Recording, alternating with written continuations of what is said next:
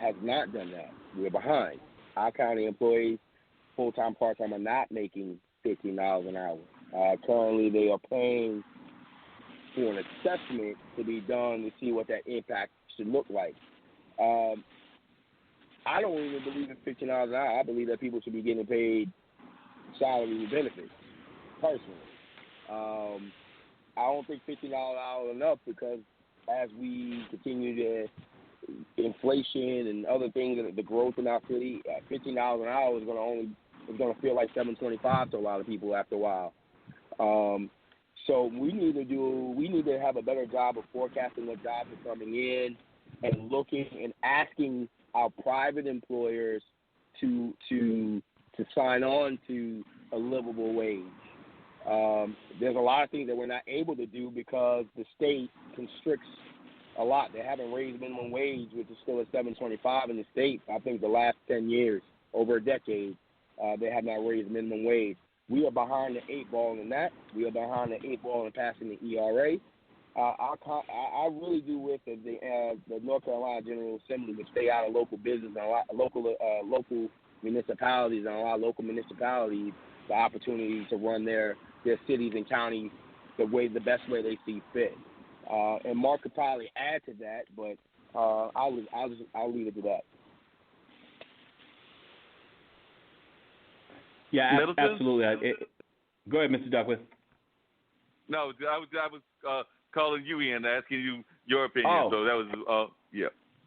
Oh, okay. Yeah, absolutely. And I think Levon has hit on some important points. Of course, there's something about bringing home a paycheck, no matter what you work, whether you're a surgeon or a janitor, bringing home a paycheck that allows you to do what you need to do for your family, send your kids to school, have security. And there's something, you can't really put a price tag on having a paycheck that allows you to do those things. It's a touchy issue. You have business owners often that say that by compelling them to do that, it puts them in tough business practice, a tough business situation. And others say, well, it actually increases productivity and you get a better quality worker. I will say this. Durham has decided that we, as an employer, we have about almost 2,600 municipal employees. We have decided that we can't morally ask employers to pay their workers a living wage if we're not. So we have recently, not only for our full-time employees, but now have committed to paying part-time workers also a living wage. It's about $15.40 some odd cents, and it will be adjusted for inflation, to give us the moral credibility to say to merchants, and I think Levon touched on this, legally we cannot tell employers or people we award contracts to from the city that you have to pay a living wage. However, the interesting thing that's happened is I'm noticing that folk who want to do business in Durham already are contouring their internal corporate values and their culture to do that. They recognize that you'll do well in Durham if you come to this city willing to pay a living wage, if you're that type of employer. So while we cannot legally compel them, we have created an atmosphere, I think, and the reputation is spreading around the nation that if you want to do business in Durham, you'd be in a better position to come offering living wages. With that said, one of the things, and I alluded to this earlier, we've got to focus on is preparing folk for higher paying jobs. There's no dishonor in working at McDonald's, no dishonor in putting in a hard day's work at Burger King or Taco Bell or working at a hotel. Work is honorable. You're not hurting anyone. You're doing honorable work. It's all honorable. But at some point we also have to address, because Durham attracts a lot of high-paying jobs that pay life-changing wages and life-changing salaries. The problem is a lot of our folk who were born here and live here and are native to Durham don't have the skill sets, either from primary and secondary education, or they've been outsourced. Their job has been outsourced or shipped overseas, or technology has made their job skill obsolete, so they need to be retooled. And one of the things we're focusing on in Durham is shared economic prosperity and finding companies who are willing to do apprenticeships and on-the-job training, reintroducing vocational training back into our high schools, so that our workers will have more options Again, that's not to cast aspersions on some of the options they're taking, but some of these higher paying jobs simply require a different type of skill set, more education, not necessarily a 4-year college degree. It might be a vocational training or skill, some type of certification that will allow you to take some of these jobs that are paying, again, life-changing salaries. So I think paying a living wage is absolutely important, but I also think equipping our folks to take some of these higher-paying jobs is critical as well. Oh, no doubt and about Mark, that. I just want to add real quick because he said something about vocational training. Part of my platform is free community college.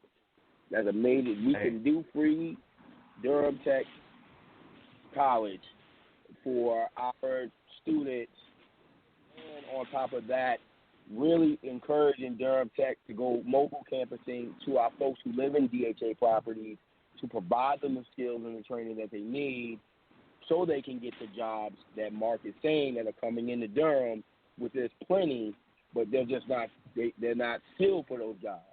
And so by doing that, we can close generational poverty for a lot of folks if we can provide free community college, and we can do that starting in 2021 for our high school seniors. Yeah, no doubt. I was just curious, Mr. Dunkworth, even though you're in Connecticut, are you finding that some of these are the similar kind of issues that your city is facing and is being faced in your community? And I know that me and Dean have talked oftentimes, and I'd like to hear from all three of you about the whole concept of gentrification, because I know some of our past guests, both from here in Durham as well as others, are seeing graves in cities like Durham, but they are seeing a growing gap between the haves and the have-nots. So I'm just wondering if you could allude to some of that conversation that is taking place in your town of your area of Connecticut, and then I'd like to hear from Middleton and Levon some of their answers as to the whole gentrification that's going on, because we do know that there's gentrification throughout the United States.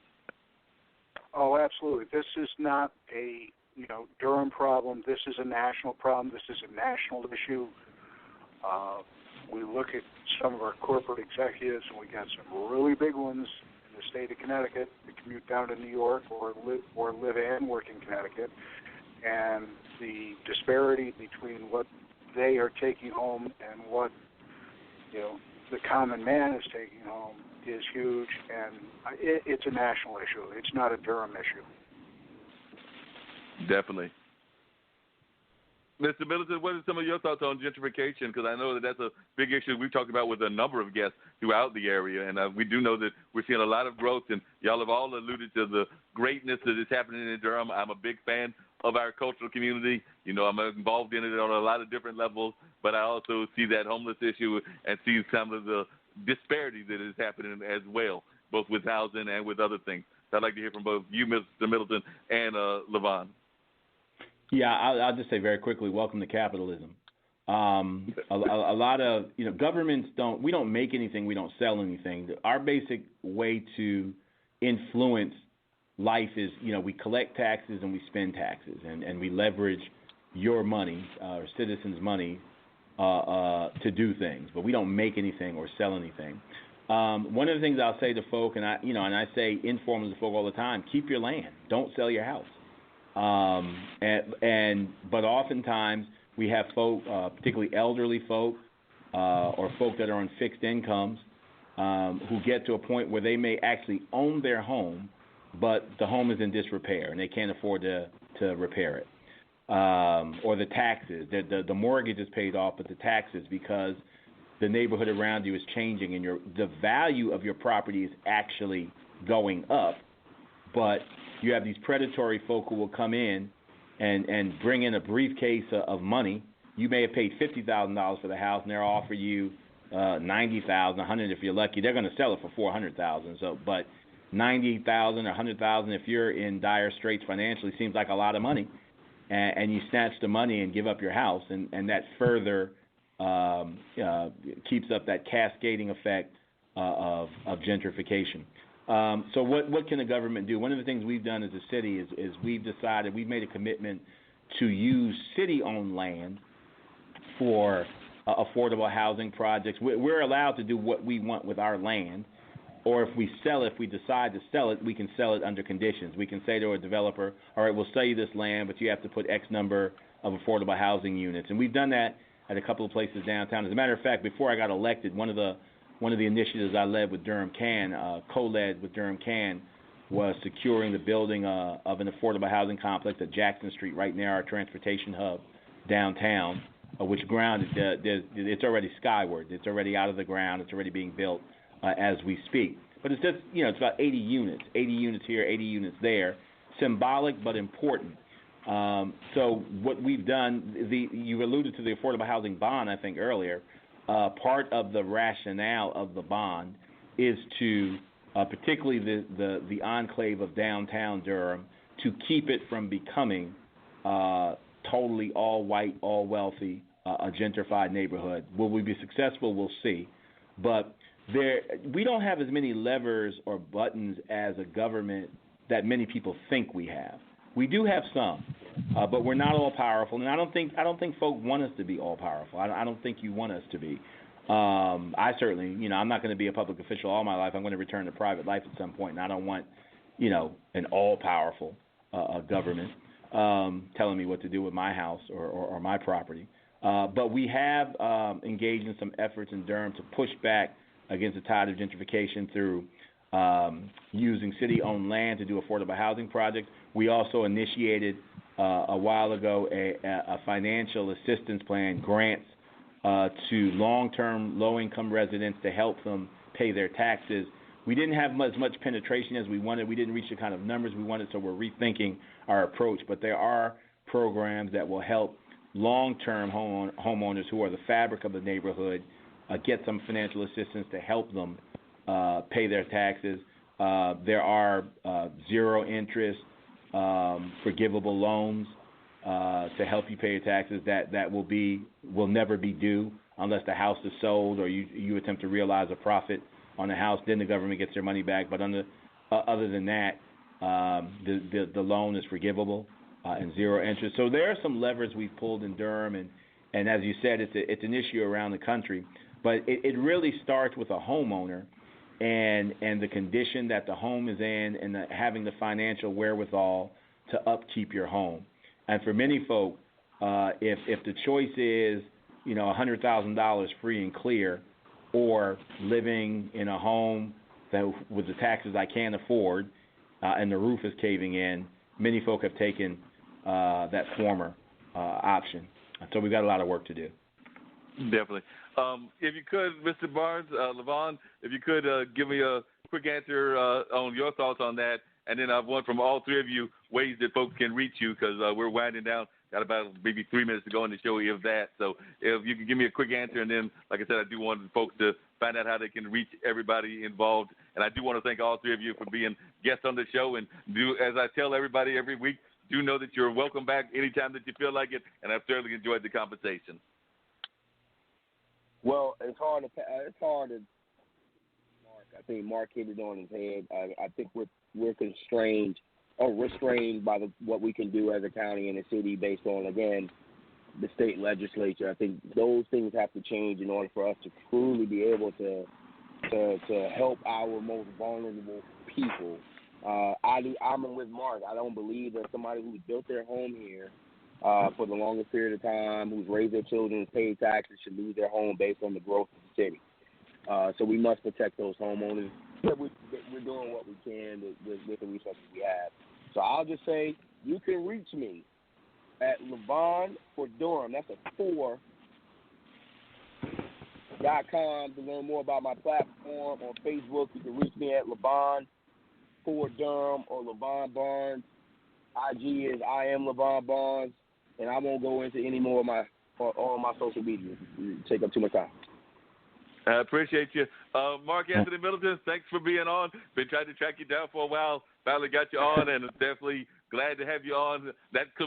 Now all I need to get is, I think Bernita might be the only one left of the city council. So still got to try to track her down, and I'll have the entire city council would have been on the show when we're talking to her. So I think everybody else has been covered. So just got one or two more to go, and I think it's just one. But how can folks reach you?